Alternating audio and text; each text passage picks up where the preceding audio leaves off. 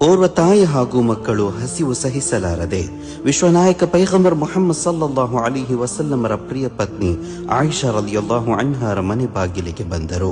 ಹೊಟ್ಟೆಗೆ ಹಿಟ್ಟು ಸೇರದೆ ಹಲವು ದಿನಗಳು ಕಳೆದಂತಿತ್ತು ಮುಖಭಾವ. ಏನು ನೀಡಲಿ ಇವರಿಗೆ? ಪೈಗಂಬರರ ಮನೆ ಬೇರೆ, ಬಲು ನಿರೀಕ್ಷೆಯಿಂದ ಬಂದಿರಬೇಕು.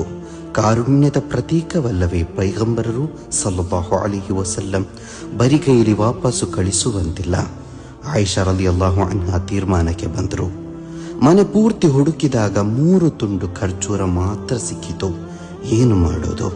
ಬರಿಗೈಲಿ ಕಳಿಸದೆ ಇದು ನೀಡೋಣ. ಆ ಮಕ್ಕಳ ದಯನೀಯ ಸ್ಥಿತಿ ನೋಡಲಾರದು. 3 ಖರ್ಜೂರ ಅಮ್ಮಳ ಕೈಗಿಟ್ಟರು. 6 ಕಣ್ಣುಗಳಲ್ಲಿ ಆಹ್ಲಾದದ ಕಿರಣ ಹೊರಟಿತು. ಅಮ್ಮ ಒಂದೊಂದಾಗಿ ಮಕ್ಕಳಿಗೆ ಕೊಟ್ಟರು. ಸಿಕ್ಕಿದ್ದೇ ತಡ ಖರ್ಜೂರವ ಹೊಟ್ಟೆಗಿಳಿಸಿದರು. ಆಸೆಯಿಂದಲ್ಲ, ಹಸಿವಿನಿಂದ. 1 ತುಂಡು ಖರ್ಜೂರ ಹಸಿವು ತಣಿಸುವುದೇ? ಅವರು ಮತ್ತೆ ಪ್ರಿಯ ತಾಯಿಯ ಮುಖ ನೋಡಿದರು.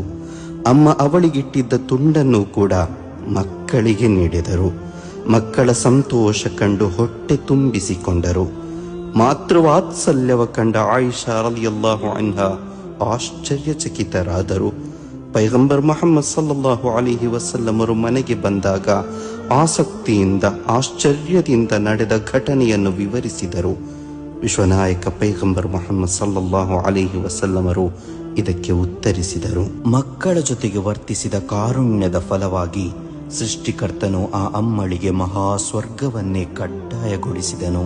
ಯಾರಿಗಾದರೂ ಹೆಣ್ಮಕ್ಕಳು ಜನಿಸಿ ಅವರನ್ನು ಚೆನ್ನಾಗಿ ನೋಡಿಕೊಂಡರೆ ಅವನಿಗದು ನರಕದಿಂದ ರಕ್ಷೆ ಹೊಂದಲು ಕಾರಣವಾಗುವುದು.